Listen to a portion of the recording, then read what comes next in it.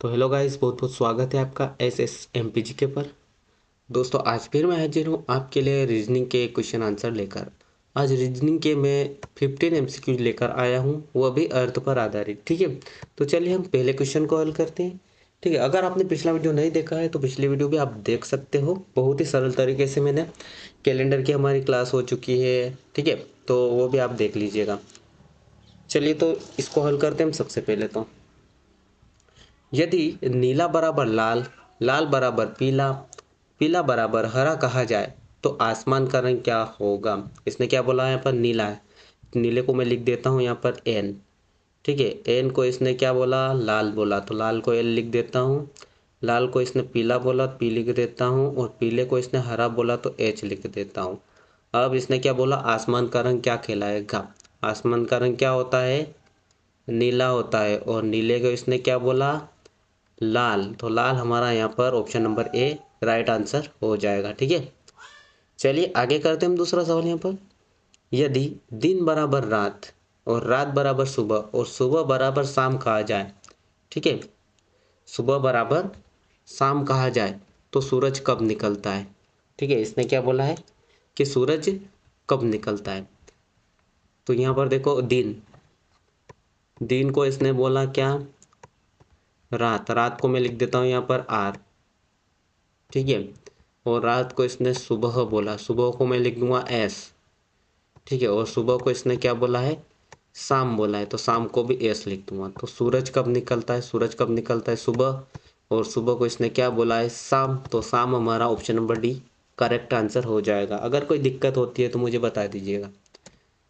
चलिए question number 3 है, यदि हवा को पत्थर कहा जाए, ठीक है, और पत्थर को जल कहा जाए और जल को पुल कहा जाए, पुल को वर्षा कहा जाए और वर्षा को गर्म कहा जाए और गर्म को ठंडा कहा जाए, तो हम हाथ को किससे धोते हैं। ठीक है, हाथ किसको धोते हैं, हाथ हम किससे धोते हैं, जल से। जल से हम हाथ धोते हैं ना, डायरेक्ट आंसर हम यहाँ से निकाल सकते हैं। जल से हम क्या धोते हैं, हाथ को। और जल को इसने क्या बोला, पुल, तो ऑप्शन नंबर सी हमारा करेक्ट आंसर हो जाएगा, पुल।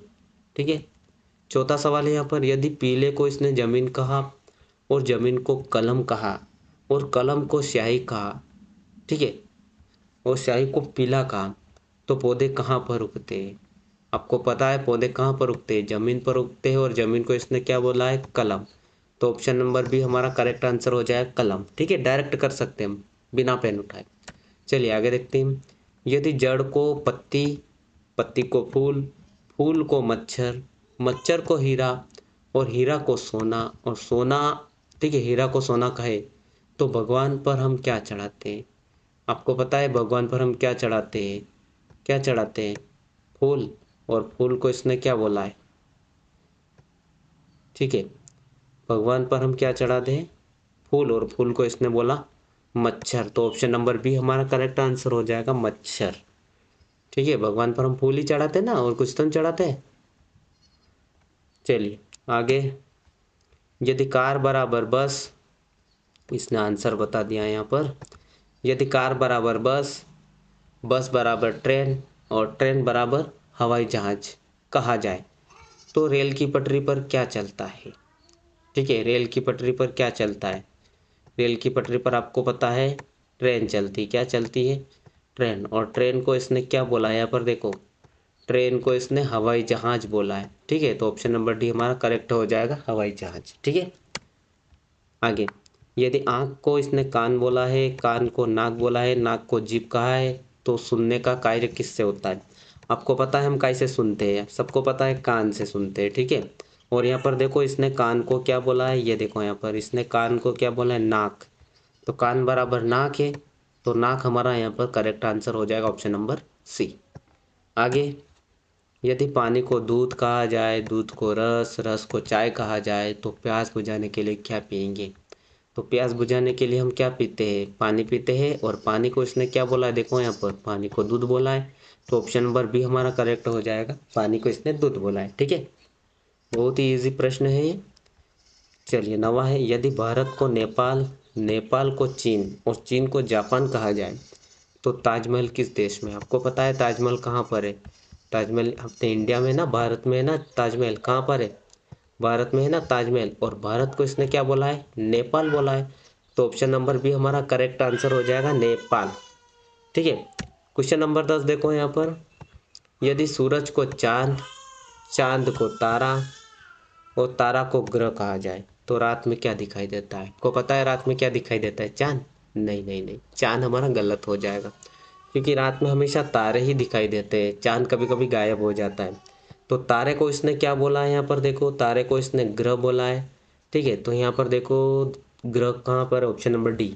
ऑप्शन नंबर डी हमारा करेक्ट हो जाएगा। चलिए आगे देखते हैं हम 11वां प्रश्न। यदि शेर को इसने बाघ बोला है, बाघ को हाथी और हाथी को हिरण कहा जाए तो जंगल का राजा कौन कहलाता है? आपको पता है जंगल का राजा कौन है? शेर है ना। शेर को ही हम जंगल का राजा बोलते हैं, सब उससे डरते हैं ना। किससे डरते हैं? शेर से। तो शेर को इसने क्या बोला है? शेर को बाघ बोले दिया। ठीक है, तो ऑप्शन नंबर बी बाघ हमारा सही हो जाएगा। ठीक है, चलिए यहाँ पर 12वां प्रश्न है। कुर्सी को इसने मेज बोला है, मेज को अलमारी और अलमारी को सोफा कहा जाए तो बैठने के लिए किसका उपयोग करेंगे? बैठने के लिए आप किसका उपयोग करते हैं? कुर्सी का करते हैं कि? ठीक है, तो अधिकतर हम कुर्सी का उपयोग करते हैं बैठने के लिए। किसका? कुर्सी का। और कुर्सी को इसने क्या बोला है? मेज बोला है। ठीक है, तो ऑप्शन नंबर बी हमारा करेक्ट हो जाएगा। आंसर भी आपके सामने है यहाँ पर। चलिए आगे, इसने सूर्य को चंद्रमा बोला है। क्या बोला है? चंद्रमा। चंद्रमा को पृथ्वी बोला है, और पृथ्वी को आकाश, और आकाश को तारा, और तारा को सूर्य कहा जाए तो पंछी कहाँ उड़ते हैं? पंछी आपको पता है कहाँ पर उड़ते हैं? पंछी कहाँ पर उड़ते हैं? आकाश में उड़ते हैं ना। और आकाश को इसने क्या बोला है? तारा। क्या बोला इसने आकाश को? तारा। तो तारा कहाँ पर है हमारा? ऑप्शन नंबर ए, तारा।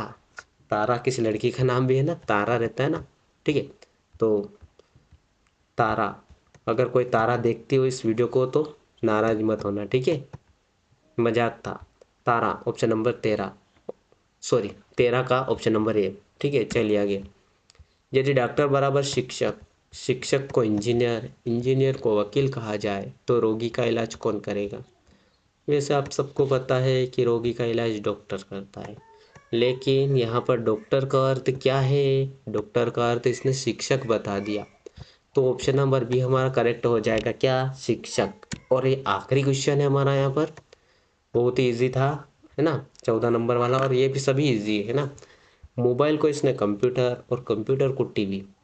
ठीक है, टीवी देखते हैं ना सब, कंप्यूटर भी चलाते हैं सभी लोग, और टीवी को रेडियो। अब तो कोई रेडियो सुनता ही नहीं होगा, क्योंकि ये पुराने ज़माने के लोग सुनते थे पहले, है ना।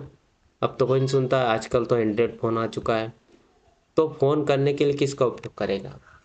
सबको पता है फ़ोन करने के लिए हम आजकल किसका उपयोग करते हैं? मोबाइल का ही उपयोग करते। देखो यहाँ पर, और मोबाइल को आप, मोबाइल का अर्थ का क्या है यहाँ पर? कंप्यूटर। तो कंप्यूटर इसका सही आंसर होगा, ऑप्शन नंबर बी करेक्ट है। ठीक है, मैं आशा करता हूँ ये सभी क्वेश्चन आंसर आपको अच्छे से समझ में आ चुके होंगे। और कॉम्पिटिटिव एग्ज़ाम में कोडिंग डिकोडिंग से हमेशा 2 या 3 क्वेश्चन आंसर पूछे ही जाते हैं, 2 से 3। ठीक है, तो इसलिए इस चैप्टर को अच्छे से देख लेना, बहुत ही मायने रखते हैं 2-3 प्रश्न। ठीक है, तो मिलते हैं नेक्स्ट वीडियो में नेक्स्ट टॉपिक के साथ। तब तक के लिए जय हिंद।